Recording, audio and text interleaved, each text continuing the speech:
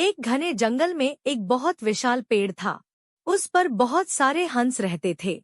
उनमें एक बूढ़ा हंस बहुत ही सियाना था, बहुत बुद्धिमान और अत्यंत दूरदर्शी। दूसरे हंस उसका बहुत आदर करते थे और उसे ताऊ कहकर बुलाते थे। एक दिन उसने एक नन्ही सी बेल को जड़ के पास पेड़ के तने पर ऊपर की ओर चढ़ते देखा। ताऊ ने दूसरे हंसों को बुलाकर कहा, देखो, इस बेल को नष्ट कर दो। एक दिन यह बेल हम सबको मौत के मुंह में ले जाएगी।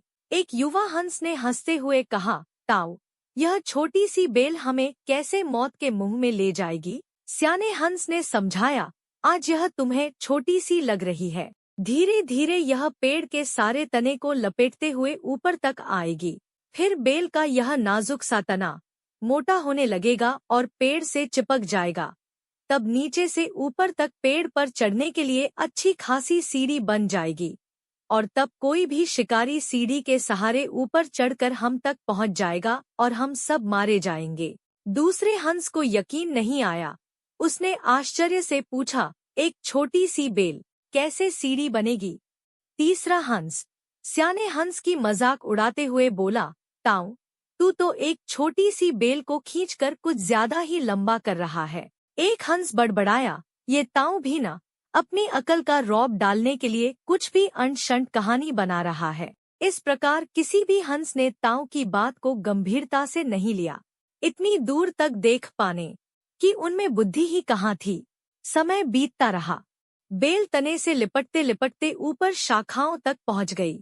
फिर बेल का तना मोटा होना शुरू हुआ और सचमुच ही बेल ने पेड़ के तने पर सीढ़ी का आकार ले लिया, जिस पर आसानी से चढ़ा जा सकता था।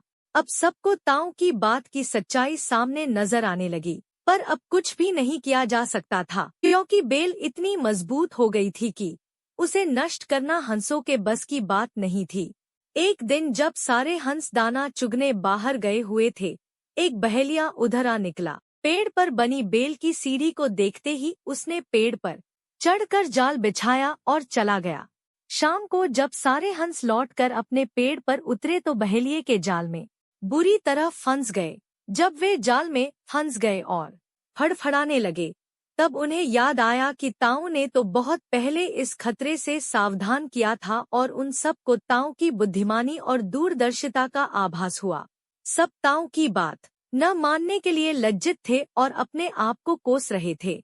ताऊ सबसे नाराज था और चुप बैठा था। एक हंस ने हिम्मत करके कहा, ताऊ, हम मूर्ख हैं, लेकिन अब हमसे मुंह मत फेरो और हमें क्षमा कर दो। दूसरा हंस बोला, इस संकट से निकालने की तरकीब आप ही हमें बता सकते हैं। आगे से हम आपकी कोई बात नहीं टालेंगे। सभी हंसों ने हामी भरी। तब ताऊ ने उन्हें इस संकट से निकलने की एक योजना बताई। मेरी बात ध्यान से सुनो।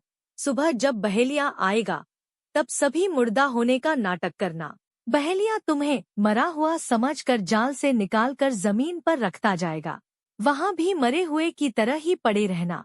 जैसे ही बहेलिया आखिरी हंस को नीचे रखेगा, मैं सीटी बजाऊंगा। मेरी सीटी की आवाज सुनते ही तुम सब उड़ जाना। सभी ने ऐसा ही करने का वचन दिया। सुबह जब बहेलिया आया, सभी हंसों ने वैसा ही किया जैसा ताऊ ने समझाया था।